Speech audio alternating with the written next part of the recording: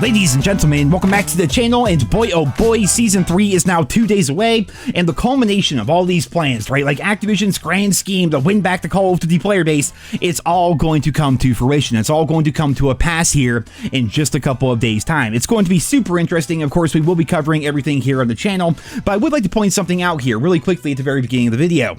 We keep talking about Verdansk, right, Warzone, like that's the entire focus for Activision and all the Call of Duty devs.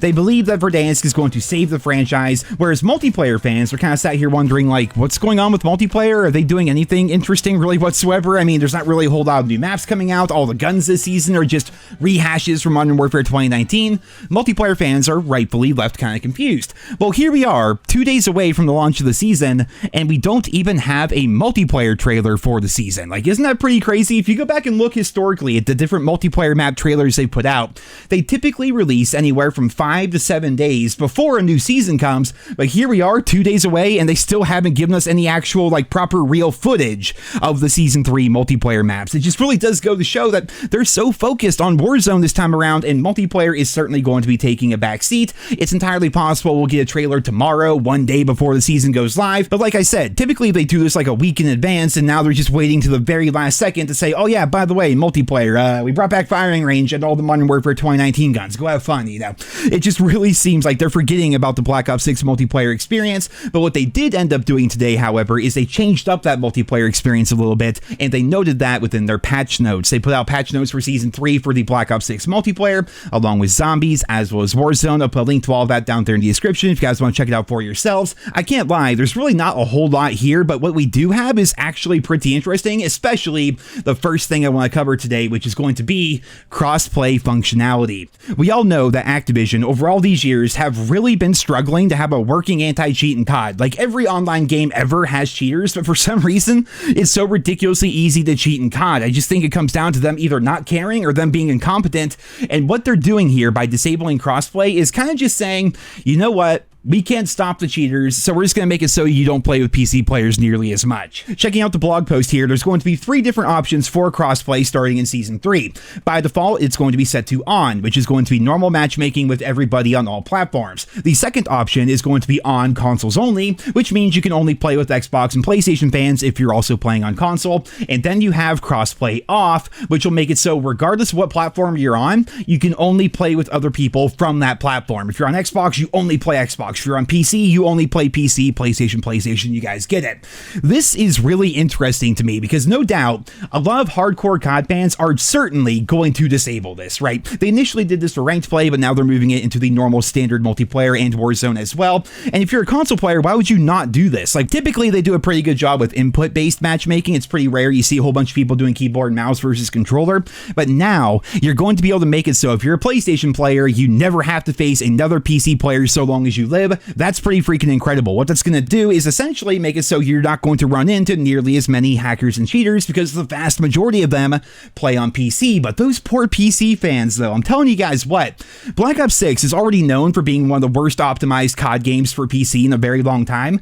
But if you're a legitimate PC player, like you play COD, you have a PC, you play normally and everything, you are going to suffer as a result of this update because a lot of the hardcore fans are all just going to straight up turn off crossplay because they don't want to deal with the cheaters on PC, which in turn is going to make it harder for legitimate PC players to find matches. Looking at Steam charts here, we can already see just how low the player numbers are on Steam, and presumably they're roughly the same over on Battle.net. So if you're a PC fan, after this update, you're going to have a harder time finding matches, which is already frustrating enough because with skill-based matchmaking, for some reason it seems to take like 2 or 3 minutes to even get into a match, for crying out loud, and now that's going to take even longer because a bunch of people are going to block PC players from entering their lobbies. Now, I will say this might just apply to the hardcore fans out there. There are certainly going to be a bunch of super casual fans that don't change their settings whatsoever and have no idea that disabling crossplay is even going to be a feature for them. So by default, it's going to be turned on. Everyone's going to have it on by default. You're going to have to go in there and change it for yourselves. But still, it's definitely a bit of a double-edged sword. Like, console players are going to be super happy and PC players are not going to be happy. That's just kind of the way of things. Aside from that, when it comes to the multiplayer, there really isn't a whole lot in the patch notes. Like,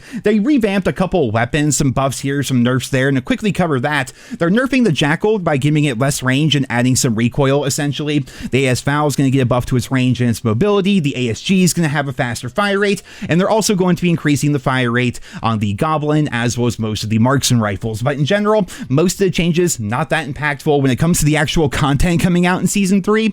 What was it, like 2 original maps? Firing range, and then a bunch of face-off maps, essentially, right? So not really a whole lot of good news there. And then when you look at the weapons, I mean, taking that trip down memory lane is kind of fun, but just the fact that all the weapons are revamped from Modern Warfare 2019, it's going to leave a bad taste in a lot of people's mouths, I'm sure. And just, again, we don't even have a trailer as of right now, and the season's 2 days away, so I think it's pretty freaking clear that multiplayer within Black Ops 6 is taking a backseat at the very least for this season, but this might just be indicative of their plans for the remainder of the Black Ops 6 life cycle. I mean, we know for a fact that COD 2025 is coming out. We know for a fact it's made by Treyarch, so Treyarch's hard at work on trying to make sure that game is ready to go for launch. What do you think they're going to make more money doing? Putting all their time, effort, and resources into the launch of a new COD game, or trying to keep the lights on for a game throughout seasons 4, 5, and 6? You know, I think their priorities are definitely going to be with COD 2025. So, and given all the controversy and drama surrounding Black Ops 6 and the dwindling player counts and everything, I do believe, and I could be wrong here, and I'd love to be proven wrong, but I do believe they're kind of just done with Black Ops 6 multiplayer, essentially. I think they're just like, all right, whatever, we already have some maps finished, but they're mostly going to be remakes, and Zombies is pretty much done as well, so we'll release those maps periodically every season and whatever, you know. It just seems like they're kind of like in maintenance mode, you know. They're just kind of trying to keep the lights on for multiplayer, because again, Verdansk and Warzone is what Activision is banking on. In fact, in a couple of weeks' time, it's going to be Easter.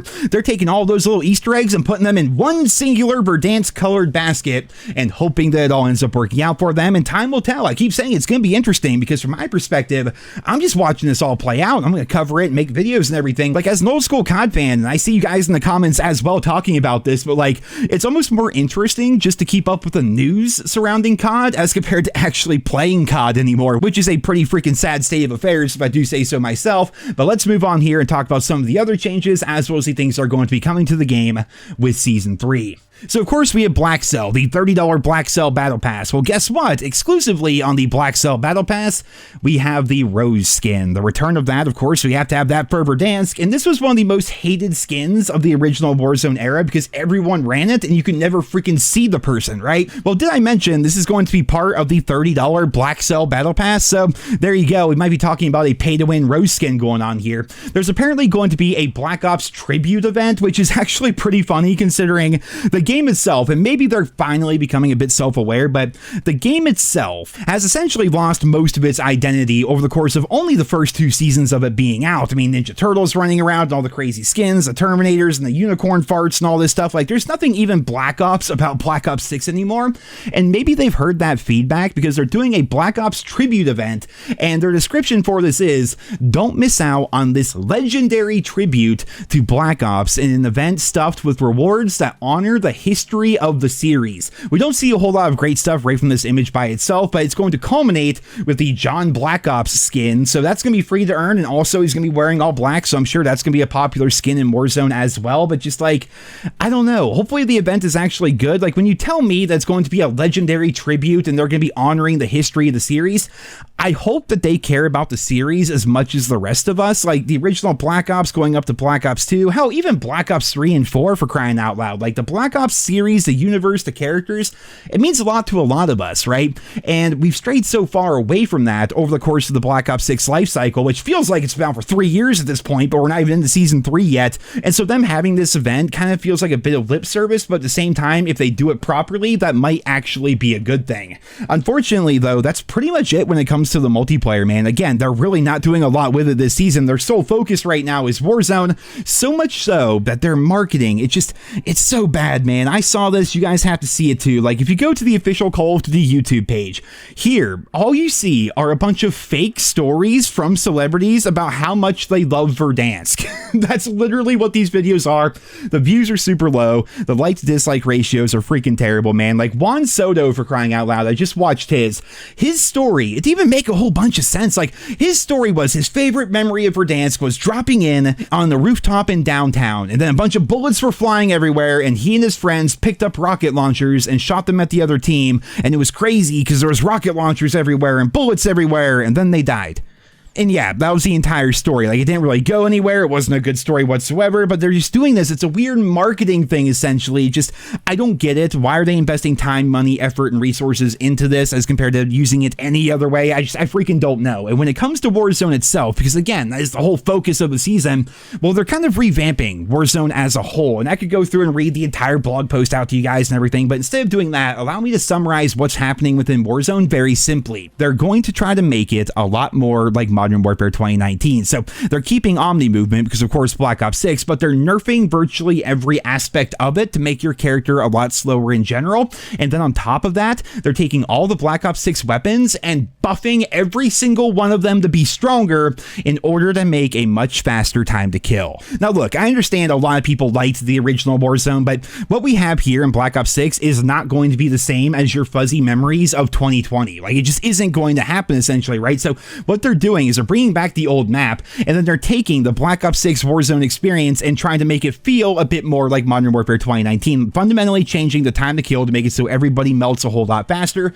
while also making it so you don't move around nearly as much. They're trying to basically Infinity War-defy the entire thing by making you slow and making you die quickly. Like, how is that fun? Like, if anything, you want to move a little bit faster and have more health, so your input as a player is much more impactful. That's a big reason why I loved Black Ops 4 and subsequently Blackout, was because the time to kill was a lot slower in that game. It felt like you could actually win gunfights. Like, somebody couldn't just hide in a window and take you out because they were hiding in a window, or, you know, if you run into a room, some dude's crouched in a corner and he gets to jump on you, you can still kill that person because chances are if they're hiding in a corner, they're not good at winning gunfights, so you turn on them, you kill them, and then you move about your business, you know?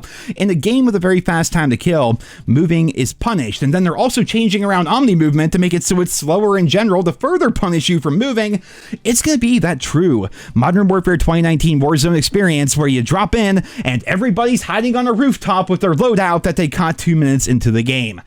I don't think it's going to be very fun personally. I will try it, of course. I'm going to play it, record it, and stream it and whatnot because I'm a YouTuber, I'm a content creator. I'm going to play the thing that I'm covering, of course, but just, it doesn't sound like it's going to be that great in my opinion. But of course, time will tell, as always, ladies and gentlemen. And the biggest thing, going back to it full circle here, is will this actually pan out? Like, I think for a lot of us, or at least those of you watching my videos, it may not be so much that you're excited to play Season 3, whether it's multiplayer or even zombies or Warzone, but rather it's just interesting to see what might happen, you know, because if all the players start coming back, then Activision's happy and it's just business as usual, like COD's back on track, right?